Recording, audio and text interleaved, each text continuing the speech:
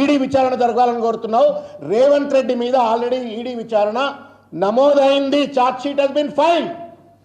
ఒక్కనాడన్నా నీ నోట్లకి వెళ్ళి ముత్యాలు రాలినాయా బండి సంజయ్ గారు? రేవంత్ రెడ్డి గురించి ఒక్కసారన్నా ఈ కేసు ఏమైంది, ఈడీ ఎందుకు విచారణ జరపలేదు? ఈడీ ఒకసారి ఓటుకు నోటు కేసులో ఈయన పేరు దర్జ్ చేసిన తర్వాత ముఖ్యమంత్రి హోదాలో కూర్చునే నైతిక అర్హత లేదని ఒక్కనాడని అన్నావా? మరి మేము రేవంత్ రెడ్డి నిన్ను గెలిపించిండు అని అంటే మళ్ళీ ఏదో గుమ్మడికాయలు దొంగ అంటే భుజాలు దడుకున్నట్టు ఇష్టం వచ్చినట్టు ప్రెస్ నోట్ రిలీజ్ చేపిస్తా ఉన్నావు. మళ్ళా రుణం తీర్చుకుంటా ఉన్నావు నువ్వు రేవంత్ రెడ్డికి. రేవంత్ రెడ్డి చేస్తుండే తప్పిదాలను ప్రశ్నించకుండా కేసీఆర్ గారు 18 నెలలు అయిందా గద్దెదిగి? 18 నెలలు సొల్లు పురాణం లెక్క ఇంకా కేసీఆర్ కేసీఆర్ అని చెప్పని ఒక పక్కన రేవంత్ రెడ్డి రామకోటి రాస్తా ఉండే, ఒక పక్కన నువ్వు రాస్తా ఉన్నావు రామకోటి. మీకు దమ్ముంటే ఒక నిందితుడు అని చెప్పని ఈడీ పేర్కొంటున్నటువంటి ఒక రేవంత్ రెడ్డి పైన చర్యలు తీసుకోమని చెప్పని ఓటుకు నేటి కేసు పైన పో కూర్చో. ఈడీ దగ్గర ఒక్కసారి పోయినవాను?